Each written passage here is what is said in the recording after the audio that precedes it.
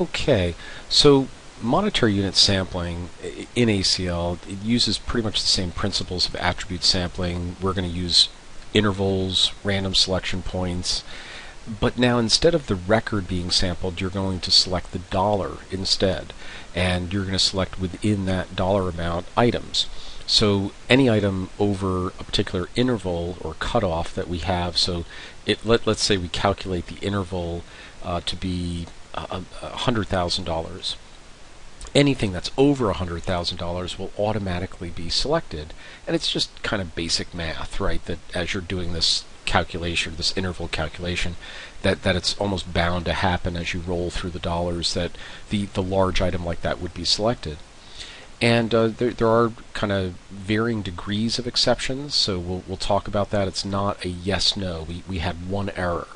You could have $1,000 item and a kind of a deviation of say $10, and that's much different on a $1,000 item that you have a $100 exception with. It's always best to expect some deviations, just like in the random sampling. That was that expected error percentage, and here we're going to put a dollar amount in. And then most likely error is kind of the tainting percentage times the interval, as we'll show you in a second here how that works out. Okay, so this was kind of a resulting item, and I wanted to show you this slide because I think it's useful to show you in the size and then the evaluation. So in the monetary unit sample, we're going to go all the way through the process, but you can kind of see here we had a population of like 1.2 million, materiality of 350,000, and we expected errors of 50,000. And it came up with a sample size of 102 and an interval of 117,000, etc., etc.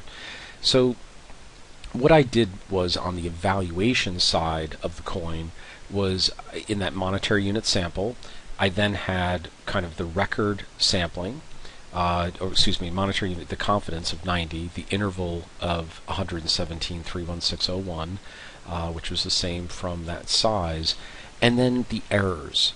And what I find interesting is that $150 error, when it's a small dollar amount, when it's a $1,000 item, that $150 error is massive, and it leads to a much higher most likely error.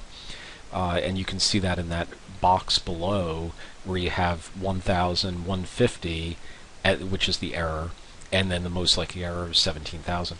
And then further and further down the road, 10,000, 150, 1759, 100,000, 150, 175. So there's like a varying degree of error when you're talking about a monetary unit sample, and that's definitely something to kind of keep in the back of your mind there. And again, this was WebCat. I just wanted to show you this was the software download page, the scripts and such that you can get to yourself and definitely utilize yourself. But enough WebCat discussion. We should get back to ACL. So let me kind of scroll back here. And in ACL, I'm just going to go back to my sample data, the basic sample data that we had, just to keep this clean for right now. Let me just delete everything else on my screen so that you just have that sample data. Okay, so now I'm going to go to sampling, and in my sample records, monetary unit sample, I can then select size.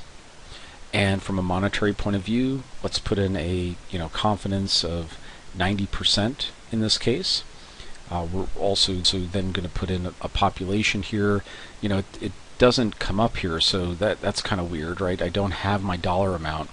So let me try something to see if I can fool ACL. If I total my amount field, actually let me run statistics because I find it's a little bit better on that amount field. So I ran analyze statistics on the amount field, hit the OK button. That gives me my positives. I really don't have any negatives, but then I have my total. And in the sampling, sample records, we're monetary unit sample on the amount field. Click on size. Now that I had my statistics run, there's a variable. I'll just show you what, for those that don't know, there's a variable in my edit variables that was calculated, and I'm pretty sure that the variable that it's using right now is total 1. that might be it, but it might also be using the absolute value of 1, because when monetary unit samples are selected, it is, even if you have negative items in here, it's going to select that as if it was a positive item. So I actually, oops, sorry. So let's go back in here, hit the size. Oh no! So I lost my size here for some reason. It decided to get rid of itself. So let me go back again and just run a statistics on the amount. Have that done. Then I go to sampling, sample records, and on amount, monetary unit sample, fixed interval, yep, size, got my population. We'll put in 90% here, and just to have some other items in here that we want. Let's say materiality is 350,000, expected errors of 50,000. So I calculate a sample size of 102 with an interval of 117,316. It's going to roll through my amount field.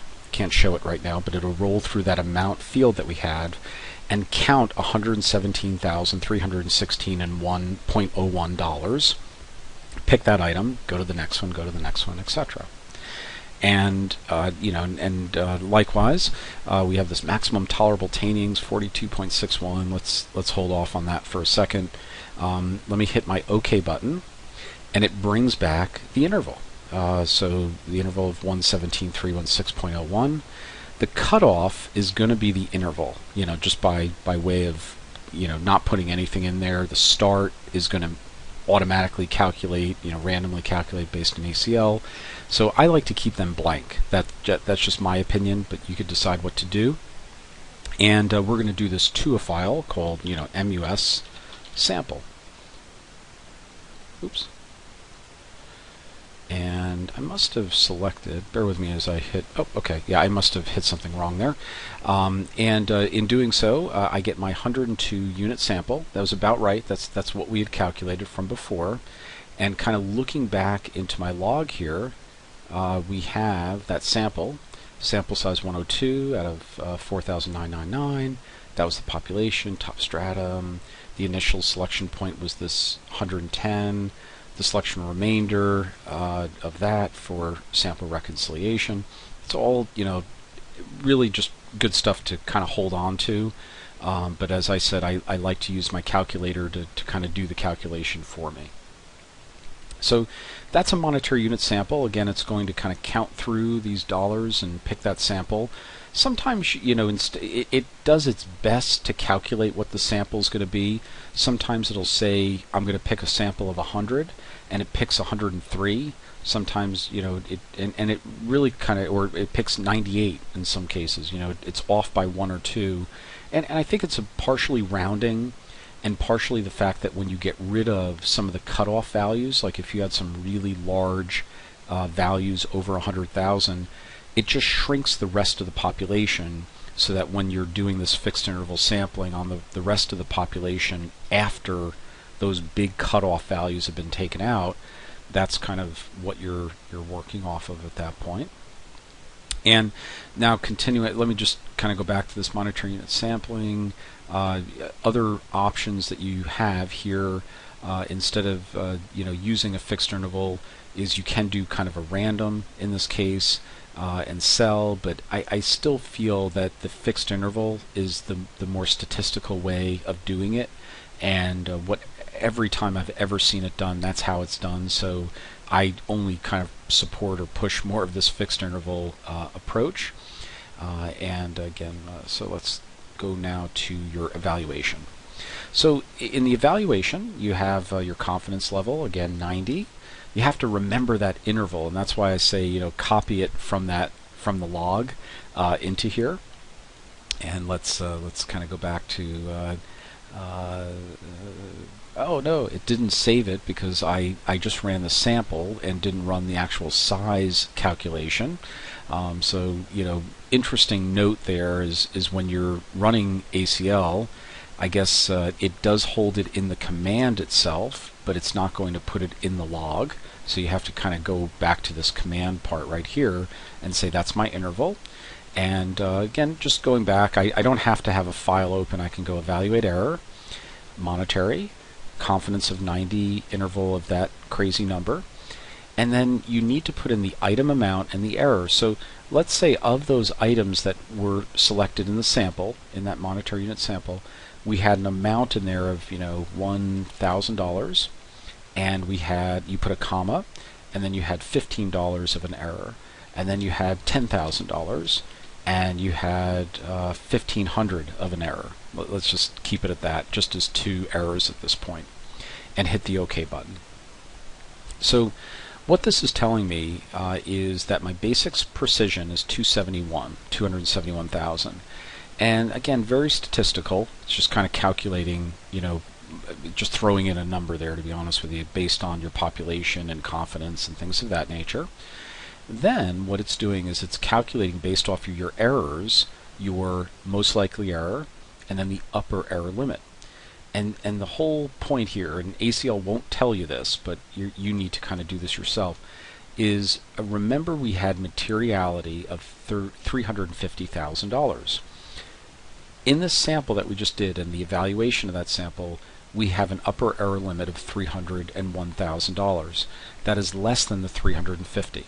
So that's our sample is still valid. We can now say, with confidence, 90% confident, that the balance is not overstated by 350,000. And however, I do expect at least 50,000 of error in there. And what's kind of interesting is it kind of goes to this here, that I found about 30,000 in error based on this calculation. So I'm still under the 50, and therefore this sample works, and that's 301. Let's go back in the evaluation and just kind of go back to my dialog by hitting the edit command, and let's put in $150 on that 1,000. Let's kind of see what that draws. Hey, I'm still under my limit here. I'm still under my 350. This is good. Okay, that's good. So we're just like stress testing the system. Let's add one more like that. Getting really close.